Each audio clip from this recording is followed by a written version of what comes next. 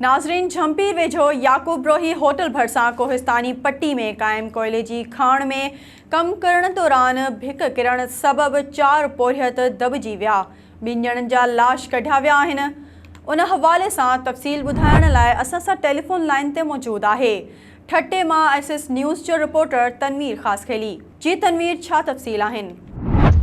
जी बिल्कुल, जंपीर लॻ याकूब रोही होटल भरिसां कोहिस्तानी पट्टी में क़ाइम कोयले जी खाण में कम करण दौरान पत्थर जी छिपकण करे कम कंदड़ 3 पोरी दॿिजी विया, जिन मां 1 पोरियत वज़ीर वली यूसुफ बुरई खे ज़ख़्मी हालत में कढी इलाज लाइ हैदराबाद अस्पताल मुंतक़िल कयो, जॾहिं त 2 पोरियत शेरखान वल रफ़ीक बुरई ऐं अकरम वल सोहराब बुरई दॿिजी कोयले जी खाण अंदरि फ़ौत थी विया, जिन जा लाश काफ़ी देर खां पोइ मक़ामी माण्हुनि कढी जंपीर पुलिस हवाले कया। पुलिस लाशनि खे जरके अस्पताल पहुचाए ज़रूरी कार्रवाई बैदि लाश वारसनि हवाले कया। लाश जंपीर लॻ ॻोठ याकूब बुरई पहुचण ते किराम मची वियो। फ़ौती 2 पोरित पाण में चाचा भाईटा ॿुधाया पिया, जिन वाज़े रहे त कोयले जी खाणियुनि में कम कंदड़ पोरितनि खे के बि घुरिबल बुनियादी सहूलियतूं न मिलण करे अहिड़ा हादसा रोज़ जो मामूल बणिजी विया, पर इंतज़ामिया को बि तहरीक वठण लाइ तयारु न आहे। मक़ामी रवासिन कोयले जी खाणियुनि में कम कंदड़ पोरितनि खे घुरिबल सहूलियतूं मुहैया करे संदन वधीक ज़िंदगियूं ज़ाया थियण खां बचण जी घुर कई आहे। ॿिए तरफ़ मुख़्तियारकार ठट्टो इक़्तिदार रसूल बहिराणी जेको आहे वाक़े वारे हंधि पहुची जॻह जो मुआइनो जाइज़ो वरितो। जी तनवीर ख़ासखेली, तफ़सील ॿुधाइण लाइ अव्हां जी महिरबानी।